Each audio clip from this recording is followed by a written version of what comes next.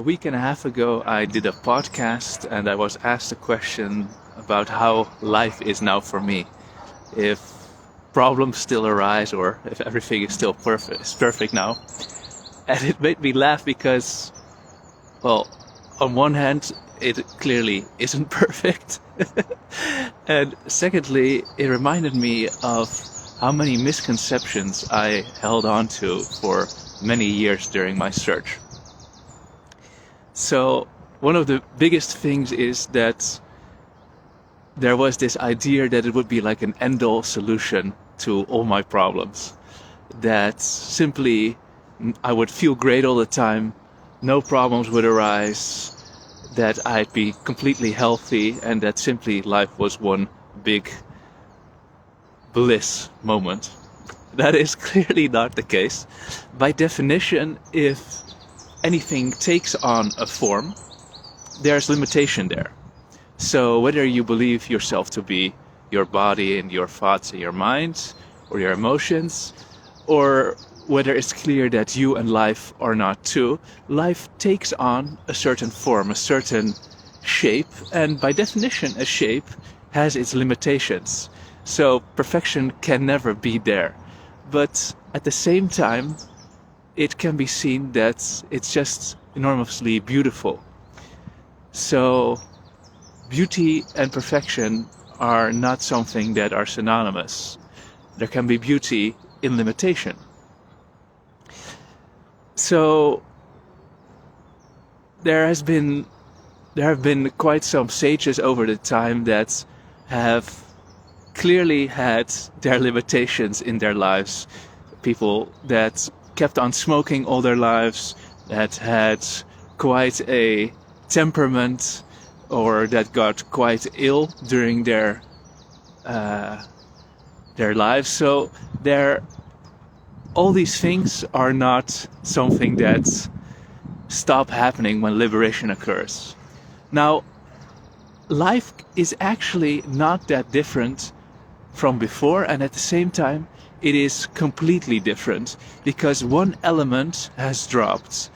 What has dropped is a charge that is normally always present in every moment, a resistance or a pull towards what is desired. So for instance, I would find myself being irritated.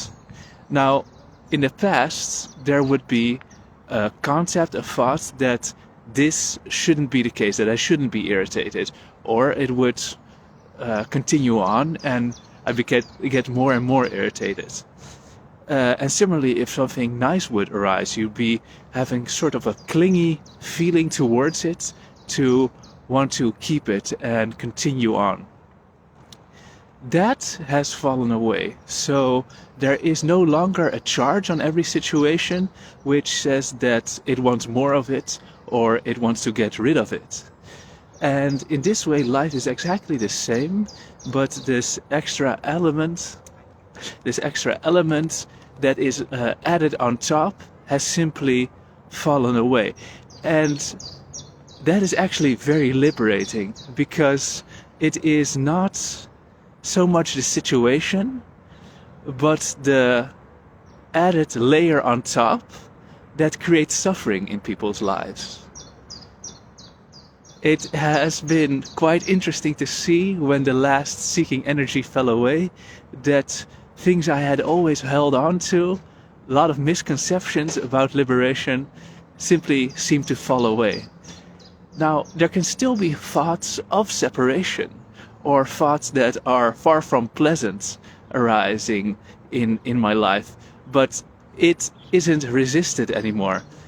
You could almost compare it to you'd be walking on a street and you overhear a certain conversation that two people will have, and one person says, "Yeah, I don't like the taste of peanut butter." You just think, okay, that person doesn't like the taste of peanut butter. Unless you maybe have some sort of issues on peanut butter, it probably would be like a remark that wouldn't stand out and you wouldn't have any resistance against. Similarly, any thought, any feeling, any emotion that comes up is seen in that way. It's like, oh, okay. So even the thought of, oh, I shouldn't have done that, or I don't like what that person is doing, it isn't grasped anymore. There isn't any charge added upon it that says that this shouldn't be the way it is. Simply life unfolds itself in the way it unfolds itself. Because it is clear that you and life are not two, but is simply one beautiful expression of life in every moment. One beautiful dance of being. I hope you have a great day.